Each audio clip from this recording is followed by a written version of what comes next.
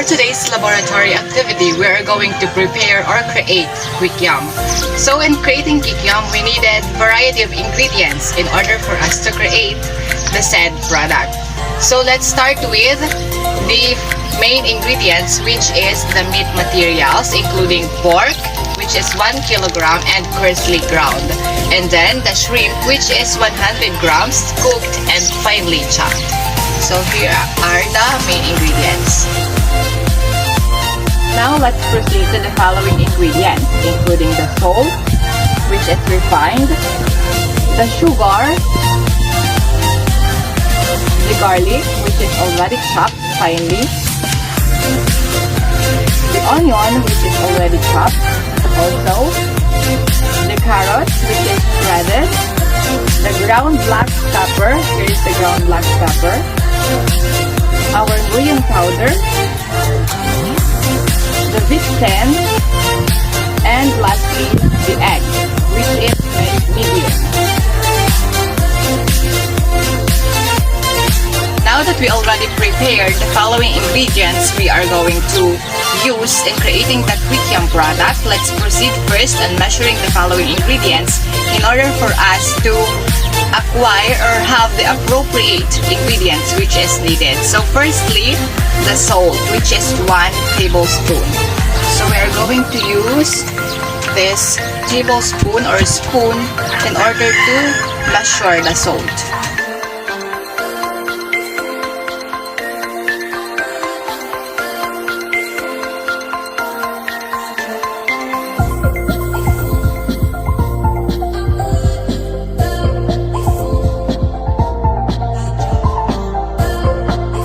Now let's proceed on measuring the 4 tablespoons of sugar.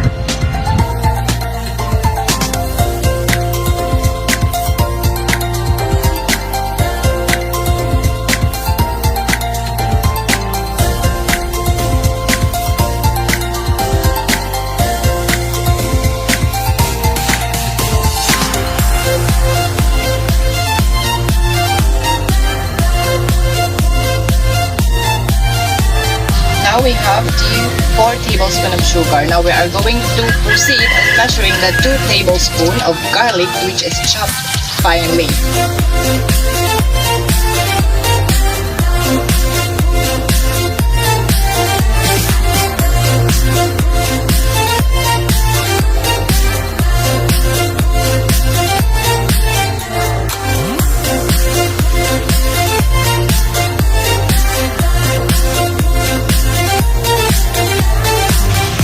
We're done measuring the garlic. Now let's proceed on 1/2 cup of onion, which is chopped.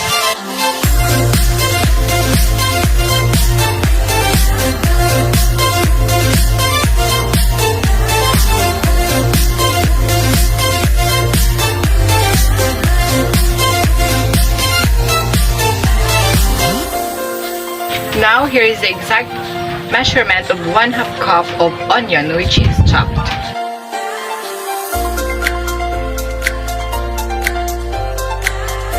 Now let's going to measure the carrots, which is we need 1/4 cup of it, which is shredded. So let's proceed.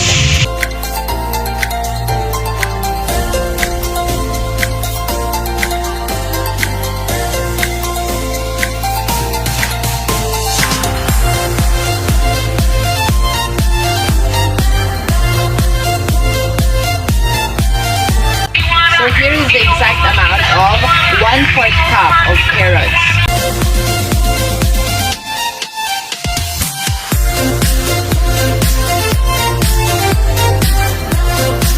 Now let's proceed to measuring the ground black pepper, which we need 1 teaspoon.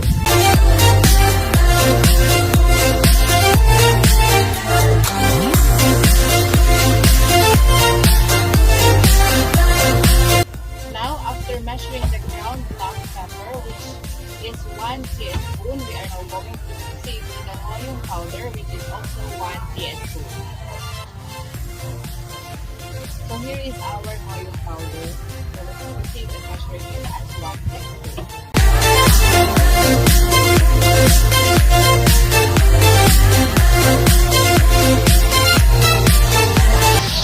is the 1 teaspoon of ngoyong powder.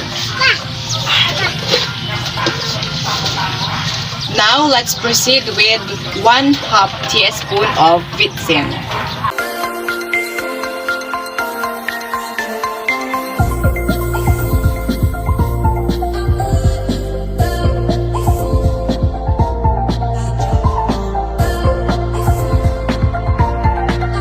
Now, we have here lastly our last ingredients, which is the eggs. So here is our 1 to 2 eggs, which is medium in size. Now, here are the following measured ingredients, including the 1 tablespoon of salt, which is refined, the 4 tablespoon of sugar, the 2 tablespoon of garlic, the 1/2 cup of onion, which is chopped, the 1/4 cup of carrots, which is shredded. Since I don't have anything to be putted or any kind of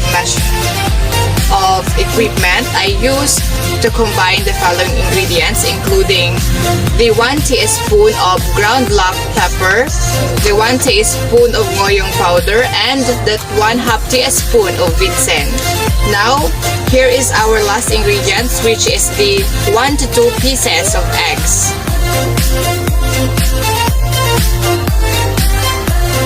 Now, let's proceed to the procedures in creating our quekiam. So, we are going to use this bowl in order for us to mix our ingredients accurately or appropriately. So now, let's combine all of our ingredients thoroughly. So let's start with the meat.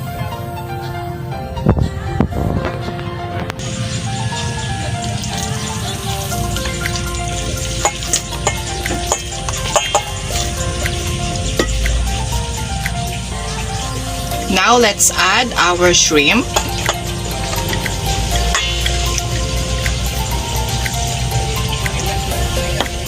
Put our salt, the sugar, the garlic,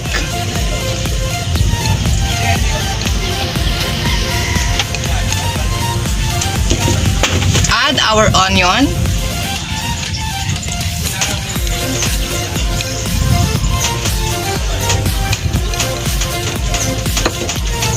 the carrots, which is shredded,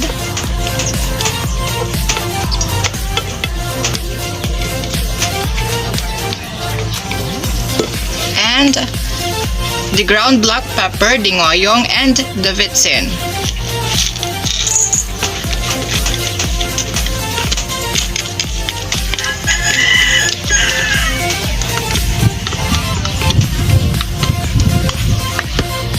Now let's put the 2 eggs.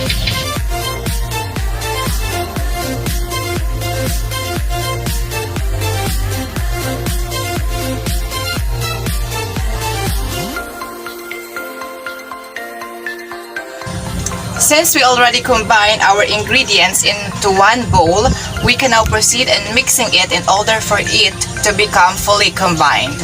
So let's start.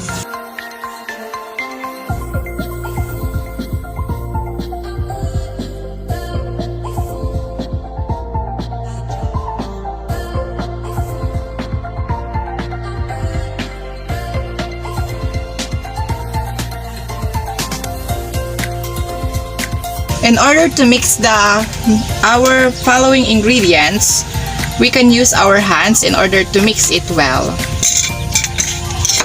But make sure that your hands are clean, or you are going to use a plastic gloves like this in order for you to make sure that the food you are preparing is going to be safe.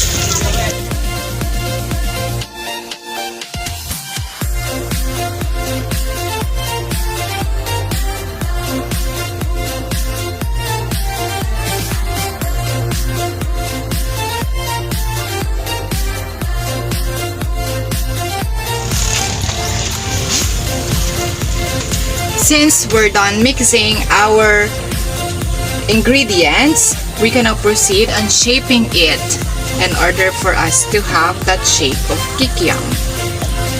Firstly, let's shape it as a cylindrical shape, and now we can now put it into our foil instead of the tube wrapper because we don't have any of tube wrapper. So we are going to use this wrapper or the foil in order to cover our Quekiam before steaming.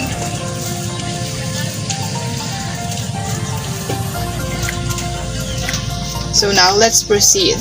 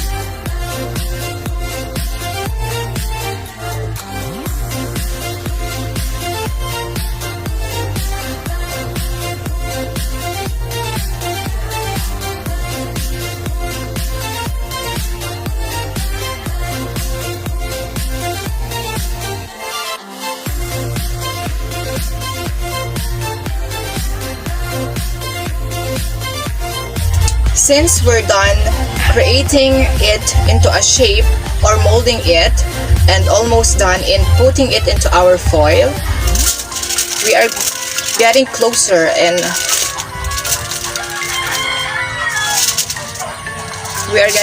in finishing our product. So let's continue in putting it into our foil, so that it could be ready in the process of steaming.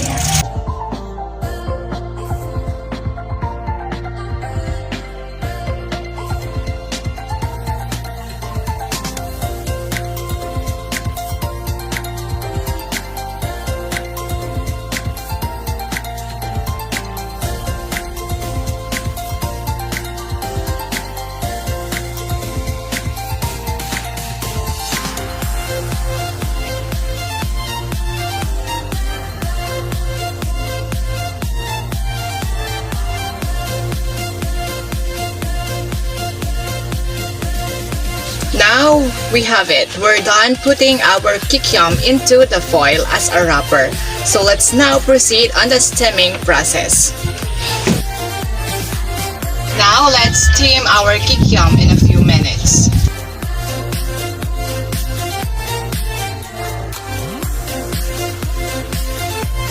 Now we are already done steaming our Quekiam. So let's put into the plate and set it aside.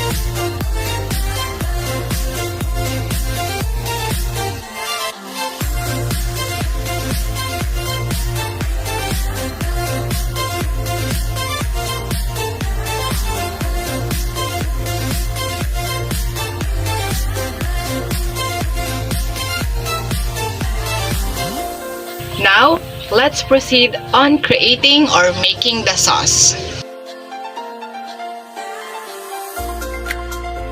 Let's now start creating our sauce. So, in creating our sauce, I already prepared here the following measured appropriately ingredients which we are going to use in creating the sauce. So, firstly, I have here the 1 cup of water, the 6 tablespoons of sugar, 2 tablespoons of cornstarch, 1/2 teaspoon of vitsin, the 1 pieces of siling labuyo, 1/2 teaspoon of salt, 1 teaspoon of soy sauce. I have here 1 small piece of laurel, 1/2 teaspoon of ground black pepper. Now, we can now start creating our sauce since we have all of the required ingredients in creating it.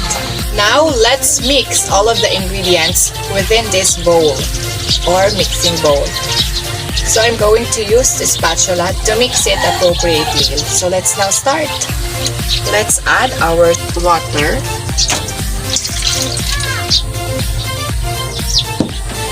Next, add our soy sauce.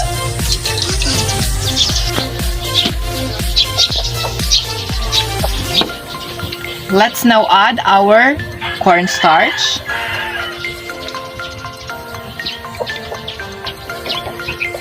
Divitsin.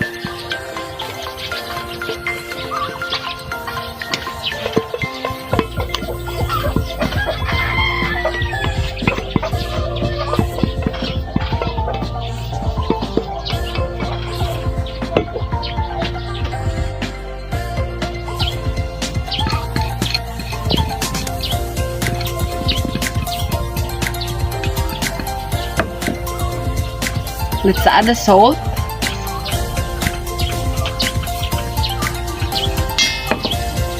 Now the ground black pepper.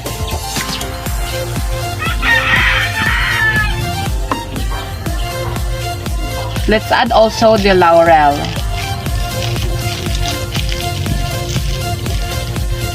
And now lastly, let's put the sugar. Now that we already mixed it, now let's mix it, of course, appropriately or thoroughly.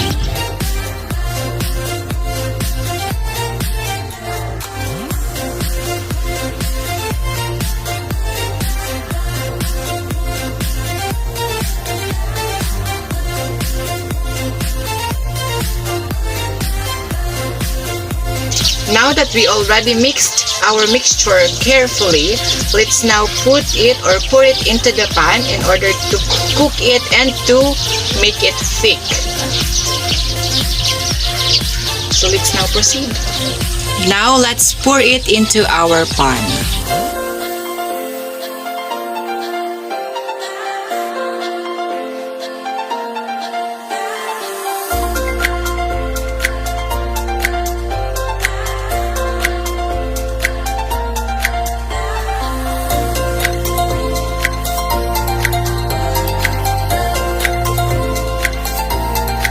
Now that our mixture is going to be thick, we can now put our siling labuyo.